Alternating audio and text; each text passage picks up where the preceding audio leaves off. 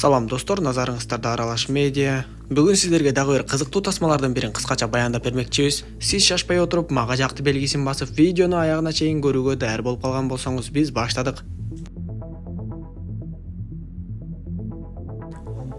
Тасма болгон окуянын негизинде тартылып, 2001-жылы 11-сентябрда АКШда болгон окуядан кийин АКШнын аскердик күчтөрү террористтер менен күрөшүү үчүн учкучсуз учактарды колдонууга басым жасай башташкан. Дал ошондой учкучсуз учактарды башкарган каарманыбыз майор Томас Еган өз бөлмөсүндө кылдаттык менен иш алып барып жаткан болчу. Ага берилген тапшырма боюнча аныкталган террористтердин тобу көрсөтүлгөн. Томас болгону буйрукту гана аткарыш керек эле. Баары даяр болгондон кийин Томас ракетаны атып, бир канча бийиктиктен атылган ракета 10 секунд дегенде бутага таамай тиет.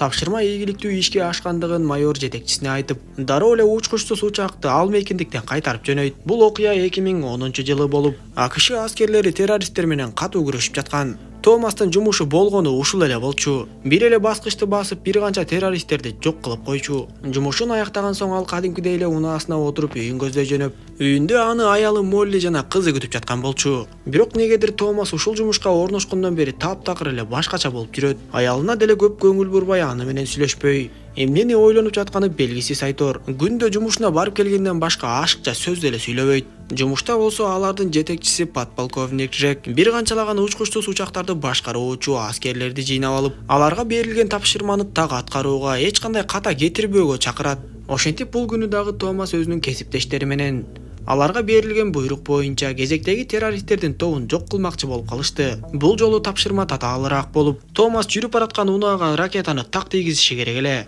Чынында Томас мурун өзү учкуч болгондуктан бул жерде берилген тапшырмаларга өтө деле кыйналбай, кандай болбосун тапшырманы так аткарчу. Бул жолу дагы анын жанындагы кесиптеши Вера бардыгы даяр экенин айтканда, Томас жүрүп бара жаткан унаанын алдыраак тарабына ракетаны кое берип, бир канча секундтан кийин ракета Томас болжогон жерге түшүп, унаа дагы ошол жерге жетип жарылат.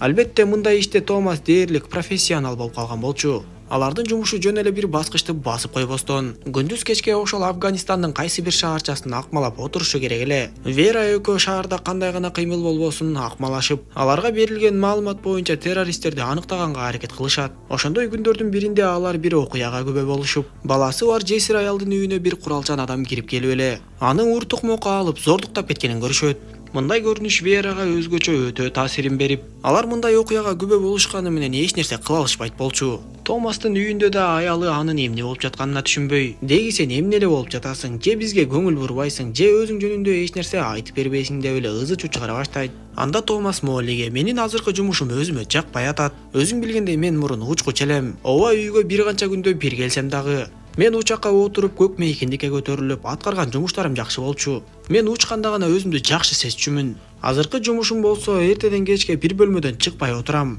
Мурункудай болуп бир канча күн жоголуп кетпей. Азыр жок дегенде күнүгө сенин жаныңда болуп жатам го. Деги сага эмне жетпейт деп эле дароо жумушуна кетип калат."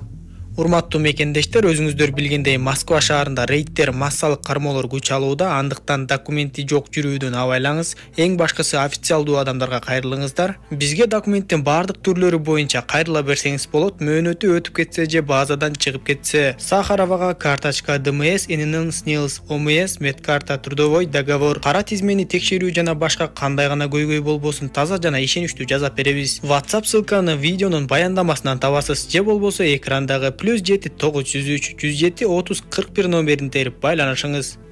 Ошентип жумушуна келген каарманыбыз кезектеги буйрукту аткара баштап, бир үйдү кайтарып жаткан эки куралчан террорист адамды ошол үйдүн ичиндеги террористтер менен кошуп жок кылыш керек болчу. Бул жолу дагы ракета бир канча бийиктиктен атылып, 10 секунд дегенде бутага тийип күл талканын чыгармак. Ушул жерден бир күтпөгөн иш болуп, Томас ракетаны жаңы эле аткан кезде үйдүн жанынан эки кичинекей бала ойноп чуркап чыга калышат. Жүрөгү болк эте түшкөн Томас 10 секундту ичинен санап, жанагы эки кичинекей баланын ал жерден болушунча алыстап кетүүсүн тилеп жатты. Бир эле заматта жанагы үйдүн күл талканы чыгып, уюлгуган чаңдын тарашын күтүп карап отурушса, жанагы эки кичинекей бала алыстап кеткенге үлгүрбөй ошол жерде мерт болушкан болот. Аларды көргөндө Томас эмне кылаарын билбей эле делдирип отуруп калды. Бир аздан соң аны подполковник өзү чакырып алып, "Сен өзүңдү такыр күнөөлөбөй эле кой. Ал балдарды сен өлтүргөн жоксуң. Сен болгону буйрукту аткардың, ал балдардын ал жерден чыга калаарын эч кимибиз билген эмеспиз деп айтат. Андан көрө көп ойлоно бербе, сен биздеги эң күчтүү кадрлардын бирисиң. Өз ишиңди дагы да так аткарууну уланта бер. Биз өз өлкөбүздү коргошубуз керек. Эгер биз мындай кадамдарга барбасак, анда террористтердин бизге карата террордук иштери көбөйгөндөн көбөйүп чоң коркунучтарды жаратышы мүмкүн деп айтат. Майор Томас аскердик мүнөзүн көрсөтүп бардыгына так жооп берип жатканы менен баары бир болбой эле анын ичинде кандайдыр бир муң пайда болду. Ошол күнү кечинде балдардын өлүмүнө мен күнөөлүүмүнбү деп кечке ойлоно берген Томас ичимдиктерди иче баштап, эртеси жумушка бир аз мас абалында келет, бирок эч кимге эч нерсе билдирбейт. Подполковник командаларга жаңы буйруктар келгенин айтып, тез аранын ичинде террористтердин бир канча уюшкан топторун жок кылуу керек экендигин айтат. Дароо эле иш ордуларына келишип, аларга жогору жактан чалган адамдар түз эле буйруктарын бере башташат. Көп өтпөй Томас көрсөтүлгөн үйдү атып жардыруу болгондон кийин ошол үйгө айлана тегеректеги куткаруучу адамдар келе баштап, ураган үйдүн ар жак бер жагын чукуп эле тирүү адамдарды издей башташат. Анда жогору жактан чалган адам дагы бир жолу ракета атууну буйруп, бирок Томас ага каршы чыгып, булар жөнөкөй эле жарандар го. Алар эч кандай террорист эмес, жөнөкөй эле жашоочулар деп айтканына карабай, жогору жактан келген буйрук ошол бутага дагы бир жолу ракета атууну буйрушат. Айласыздан Томас подполковниктин дагы буйругу менен ошол бутага дагы бир жолу ракета атууга аргасыз болду. Түшкү тамактанууда Вера кесиптештерине бул жолу өтө эле ашыкча болуп кетти окшойт. Биз террористтерди жок кылып жатканыбыз менен, алар менен катар эле бейгүнөө адамдарды да өлтүрүп жатабыз деген оюн айтат. Бирок албетте буйрук деген буйрук, мамлекеттик системага каршы чыгууга болбойт. Эртеси команда топтошкон дагы 10 чакты террористти жок кылышып, андан соң ошол эле Афганистандын кайсы бир аймагында жүргөн Америка аскерлерин алар түндө тынч уктап эс алып алыш үчүн буйрук боюнча Вера экөө таң атканча учкучсуз учактын камерасы менен айланада эч ким жокпу текшерип, ошол аскерлерди кайтарып чыгышат. Ошол түнкү жумуштан улам Томас аялы Моллиге убада берген нерсесин аткара албай калып, үйүнө барганда таарынып калган аялын соротконго аракет кылат. Кийинки күнү баягы эле шаарчаны акмалоого алып жатышып, баягы эле адам кайра келип, баягы аялды уур токмокко алып зордуктап кеткенине Томас менен Вера дагы бир жолу күбө болушат. Ошентип күн артынан күн өтүп, күн сайын ар башка буйруктар келип, Томастын жумушу баягы эле кайталанма сыяктуу. Ал Моллиге такыр эле көңүл бурбай калгандыктан бир күнү Моллиге такыр эле байланыша албай, кечинде үйгө кайтып келген Моллиден сурак ала баштайт. Молли ага бардык чындыкты айтса деле Томас ага ишенбей, анын телефонун текшермекчи болуп, бирок эч нерсе таба албай, бир кезде жөн эле куру кызганып жатканын түшүнүп калат. Молли Томаска сен экөөбүз күндө чогуу жашаганыбыз менен сен жок сыяктуу эле болуп калдың. Жана сен жумушта кезде чындап эле үйдө жок болчусуң. Сен үйдө болсоң деле жок сыяктуу болуп жатасың. Сыягы сен кызым экөөбүздү качан эле таштап кеткен окшойсуң деп айтат. Анда Томас дагы жөн калбай өзүнүн ичиндеги бардык нерсесин айта баштап, мен жумушта күн сайын ондогон адамдарды өлтүрөм. Ушул жакта отуруп алып те Афганистандагы террористтерди бир баскыч менен өлтүрөм. Бирок алардын арасында бейгүнөө адамдар дагы өлүп кетишет. Менин колум билинбей эле канга боелуп жатканын сен түшүнүп жатасың. Ушундан көрө учкуч болуп эле жүрө берсем жакшы болмок. Канча деген бейгүнөө адамдардын жаны мени ойлондуруп, менин жан дүйнөмдү тынчтандырбай, мүнөт сайын саат сайын кыйнап баратат деп ачуулангандан улам унаасын айдап эле түндөп кайдадыр кетип калды. Сыягы жубайым Молли Томас өзү менен бирге кандай жүктү алып жүргөндүгүн эми гана түшүнө баштады окшойт. Эртеси Томас кайтып келгенде Молли ага кайрадан жакшы мамиле кылып, Томас болсо ичине каткан дагы бир канча сөздөрдү Моллиге айта баштайт. Ал Моллиге мен бир канча күн мурун бир үйдү атып жардырдым. Ооба ал үйгө террористтер киришкен болчу. Ооба ал үйдө террористтерден тышкары аялдар жана балдар дагы бар болсо керек. Мен ал жакта бейгүнөө адамдардын бар экенин билсем дагы буйрукка каршы чыга албай ал жакты жардырдым. Көп өтпөй мен дрон менен акмалап турганда ал үйдөн бир канча адамдардын сөөктөрүн алып чыгып жатышкандарын көрдүм. Албетте буйрук боюнча мен акмалоо менен дагы алектенчүмүн. Эртеси карасам ошол адамдардын жакындары аларды акыркы сапарга узатууга баратышыптыр. Бир канча адамдар чогулуп ошол адамдарды жерге берүүгө келишкенде, ал жерге ошол террорист адамдын агасы да келмек. Албетте анын агасы дагы террорист болчу. Ал келери менен эле мага буйрук түшүп, ал террористти өлтүргөнгө мындан башка мүмкүнчүлүк болбой тургандыгын айтышып, мен буйрук боюнча дагы бир жолу ракета атып, ошол жердегилердин бардыгын тыптыйпылын чыгардым деп айтат. Ушундан кийин Молли деле Томасты аябай түшүнгөнгө аракет кылып, Томас болсо күн сайын ичимдик ичкенин аябай эле күчөтө баштайт.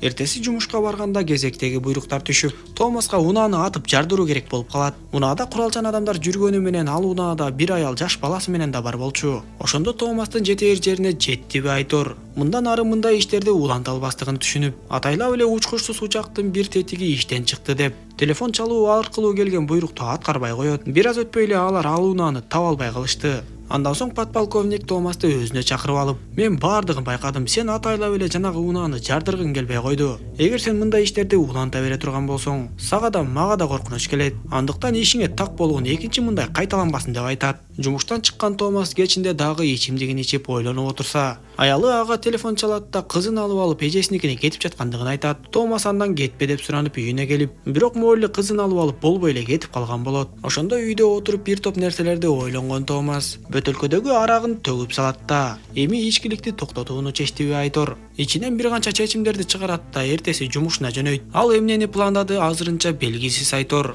Түшкү тыныгууда кесиптештери сыртка чыгып кеткенде, Томас бөлмөнү ичинен бекитип, башка кесиптештеринин иш кызматтарын өзү кыла коет да, баягы куралчан адамды акмалап күтүп калат. Көрсө ал адатынча баягы аялды зордуктоого келаткан болот. Көрсө Томас ушул нерсени көптөн бери ойлонуп жүргөн Айтор. Ушул күнү буйрук менен эмес өз эрки менен адам өлтүрүүнү чечип, секунданы санап баягы куралчан адам үйгө кирип бара жаткан мезгилге туштап, ракетаны кое берип жарылууну күтүп калат. Өкүнүчтүүсү тигил аял дагы эч нерсени билбей сыртты көздөй басып жөнөп, куралчан адам короонун оозуна жеткенде жарылуу болот. Аял дагы жарылуу болгон жака жакындап кеткендиктен ал дагы өлүп калдыбы деп кооптонгон Томас оозун ачып эле калып, уйгуган чаң тарап баратканда жанагы аялды караса ал кыймылсыз жаткан болот. Томас аны көргөндө эмне кылып койдум деп корко баштап, бирок бактыга жараша ал аял бир аздан соң кыймылдап эле ордунан турат. Баласы жанына чуркап келип экөөнүн кучакташып жатканын көрүп, бир саамга өзүнө келип сүйүнөт. Бул кезде башкалар эшикти каккылап жатышканын уккан Томас эми гана эсине келет. Ал эшикти ачат да эч кимге эч нерсе дебей эле басып жөнөп, бул жумушуңарды урдум деди Айтор. Подполковник дагы аны жалдырап эле карап кала берди. Унаасын айдап жөнөп кеткен Томас. Бул жолу Томас үйүнө эмес, аялы жана кызына баруу үчүн башка шаарга, аялы кеткен тарапка зуулдап жүрүп кетти. Эми ал башка эле жумуш менен алектенип үй бүлөсү менен жашоону туура көрдү окшойт.